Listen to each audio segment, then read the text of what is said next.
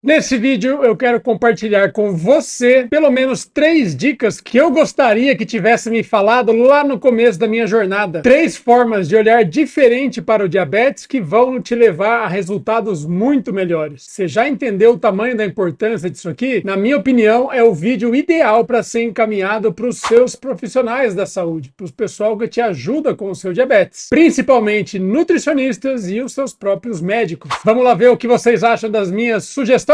Logo depois da vinheta.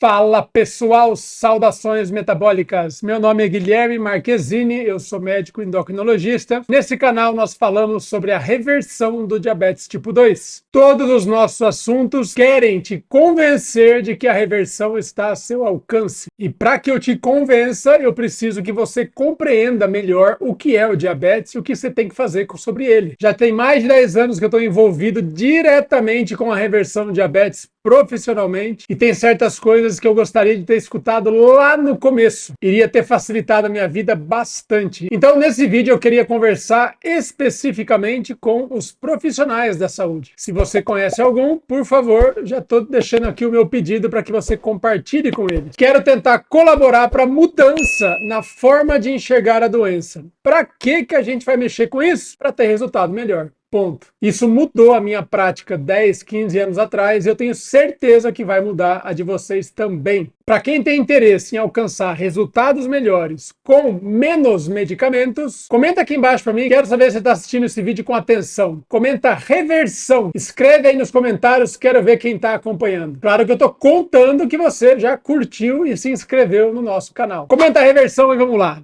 3 dicas importantíssimas que eu gostaria que tivessem me falado lá no começo da minha jornada aprendendo sobre a reversão do diabetes tipo 2. Primeira delas, diabetes não é uma doença de fundo genético. A gente precisa parar com essa história o mais rápido possível. Eu sei que isso é muito falado e eu vejo as pessoas contando, e é claro que eu tenho centenas de pacientes que contam essa história. Meus irmãos todos têm, meu pai tinha, minha mãe, meus tios, isso e aquilo. Isso, pessoal, mostra que nós temos um componente familiar. Existe algo, sim, em comum entre membros da mesma família. Pode ser que seja genético, mas pode ser também que seja comportamental. Pode, inclusive, ser que você não tem ideia do que está acontecendo e que um dia a gente venha a saber. Por que eu não acho que seja puramente genético? Porque o comportamento da doença não é de doença genética. Comportamento de doença genética, sabe qual é? Taxas na população estáveis ao longo do tempo. É tudo o que o diabetes não é. O diabetes vem galopando cada vez mais rápido, é uma loucura o que está acontecendo. Nós multiplicamos a taxa de diabéticos na nossa população em poucas décadas. Multiplicamos por 10, 20, 40, ninguém sabe nem que número é esse, de tanto diabético que a gente está vendo. Aliás, até a cara da doença dos pacientes tem mudado. Quando eu comecei a trabalhar, diabetes era uma doença tipicamente de idosos, de pessoas bem velhinhas, debilitadas, quase naquele fim da vida. Esse era o típico. Hoje em dia, a gente está vendo cada vez mais gente e cada vez gente mais jovem. Jovem quanto? 60 anos? 40? Não, menores de 20 anos. Diabetes tipo 2 está entrando na faixa etária pediátrica. É um problemaço de saúde pública. Ninguém sabe onde isso vai dar. Nunca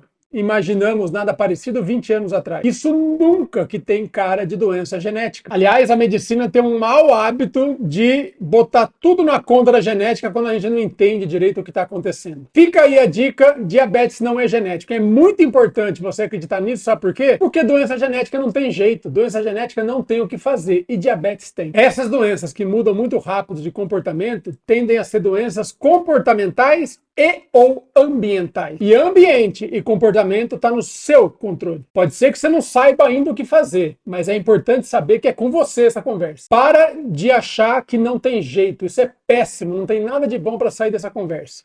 Combinado? Segunda coisa que eu gostaria que tivessem me dito lá atrás. A gente não trata diabetes com remédio. Remédio é um tratamento complementar.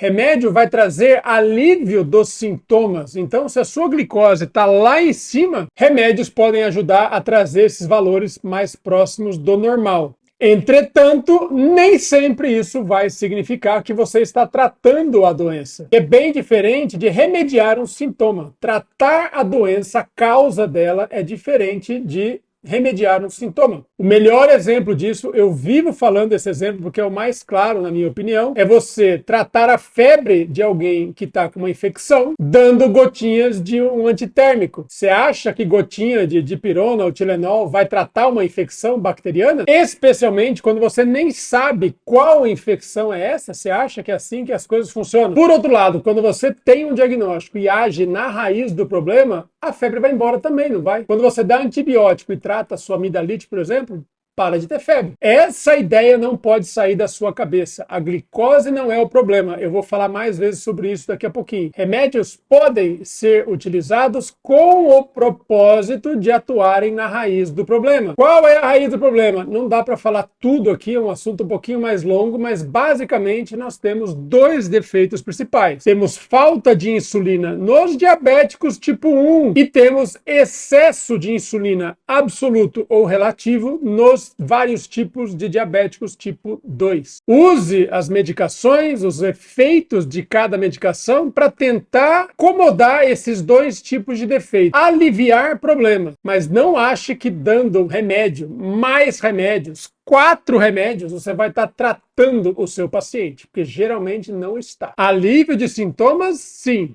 Tratamento da doença, provavelmente não. Um pouquinho mais sobre esse assunto, eu gostaria de dar a terceira dica. Essa é muito importante para os profissionais da saúde. Vou aprofundar um pouquinho mais no negócio que eu acabei de falar aqui atrás. Terceira dica: se você começar a olhar para o diabetes como uma doença relacionada à função da insulina, você vai ter muito melhores resultados do que se você olhar para a glicose alta. Diabetes é uma doença da insulina.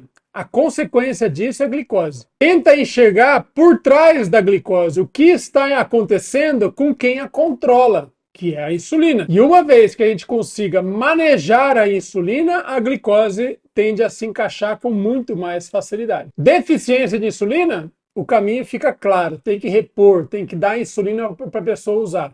Resistência à insulina? Não dê mais insulina, já tem bastante. Temos que trabalhar para aliviar isso. Olho na insulina. Vai te fazer entender melhor o diabetes e o tratamento passa a ser direto ao ponto, específico. Teu paciente agradece. Eu falei que ia dar 3 dicas, mas eu quero dar 4 para você que ficou até o final. Eu sempre deixo um prêmiozinho extra aqui no final. Quero fazer uma provocação para vocês. Tenta começar a olhar para o diabético tipo 2 como sendo uma forma de intoxicação ou talvez até de intolerância alimentar. Essa visão de intoxicação ou intolerância alimentar, na minha opinião, ajuda demais a entendermos melhor a doença e o caminho que a gente precisa seguir. Isso não saiu da minha cabeça, não. A literatura inteira sugere isso. É uma pena que a gente chame o diabetes tipo 2 de diabetes, porque diabetes é uma palavra que significa muito pouco para as pessoas. Eu prefiro muito mais que a gente use um termo mais descritivo do problema. E é um termo técnico, a gente usa isso na medicina.